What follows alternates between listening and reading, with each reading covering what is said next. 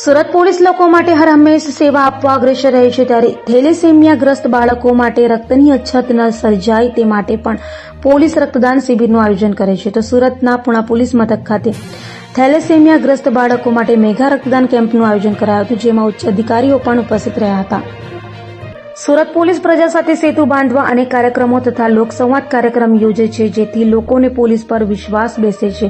ત્યારે લોકો માટે હર હંમેશ મદદ કરવા અગ્રેસર રહેતી સુરત પોલીસ થેલેસેમિયાગ્રસ્ત બાળકો માટે પણ અગ્રેસર રહે છે. ત્યારે સુરતના પોલીસ મથક ખાતે સુરત પોલીસ કમિશનર અને ખાસ પોલીસ કમિશનર સેક્ટર 1 ના માર્ગદર્શન હેઠળ નાયબ પોલીસ કમિશનર ઝોન 1 દ્વારા થેલેસેમિયાગ્રસ્ત બાળકો માટે બ્લડ કેમ્પનું આયોજન કરાયું હતું, જેમાં સુરત શહેર પોલીસ કમિશનર અનુપમસિંહ ગેહલોત તથા ખાસ પોલીસ કમિશનર સેક્ટર 1 નાયબ પોલીસ કમિશનર ઝોન 1 સહિતનાઓ ઉપસ્થિત રહ્યા હતા.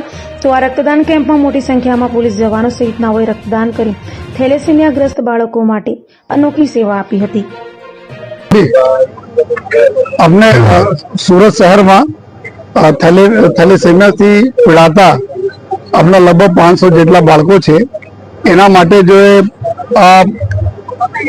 રજૂઆત એક પોલીસ પાસે થઈ હતી કે બ્લડની જરૂરત છે આ બાળકો માટે, એના ધ્યાનમાં રાખી આજે પુના પોલીસ સ્ટેશનમાં DCP zone 1 mister Alok Kumar એના નેતૃત્વમાં એના આવનાર તમામ પોલીસ સ્ટેશનના લોકો જે વિસ્તારમાં લોકો રહે છે અને પોલીસના અમારા જવાનો અધિકારીઓ સાથે મળીને 1500 જેટલા યુનિટનો જો આજે ડોનેશન કરવાના છે, જે કામગીરી ચાલુ પડશે જોઈએ.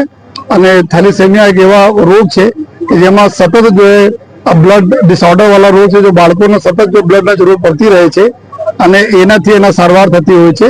તો આજે બધા લગભગ 6 જેટલા બ્લડ બેંકો, જેમાં આપણા ઇસ્મીમેર બેંક બ્લડ બેંક, આપણા સિવિલ બ્લડ બેંક, જો કિરણા હોસ્પિટલની ટીમો જો સરદાર પટેલ બ્લડ બેંક, સુરત રક્તદાન કેન્દ્ર અને લોક સમર્પણ રક્તદાન કેન્દ્ર, આ 6 લોકોના માધ્યમથી આજના કાર્યક્રમ થઈ રહ્યા છે. જો તો મારે આવનાર દિવસોમાં બી અમે લોકો ઓર બી આ કાર્યક્રમ કરવાના છીએ, જેથી જો એક એવા સમય આવે છે, ગરમીનો સમય એવા આવે છે જ્યારે રોગચાળાઓ વધતા હોય છે અને લોકોને બી ખૂબ જ જરૂર પડે છે બ્લડના, અને હોસ્પિટલો તરફથી અવારનવાર રજૂઆતો પૂરી થતી રહે છે. તો એના ધ્યાનમાં રાખીને આજના કાર્યક્રમ કરવામાં આવેલા છે.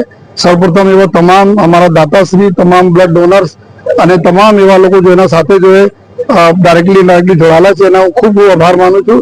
એક એવા સારા કાર્ય બધા છે.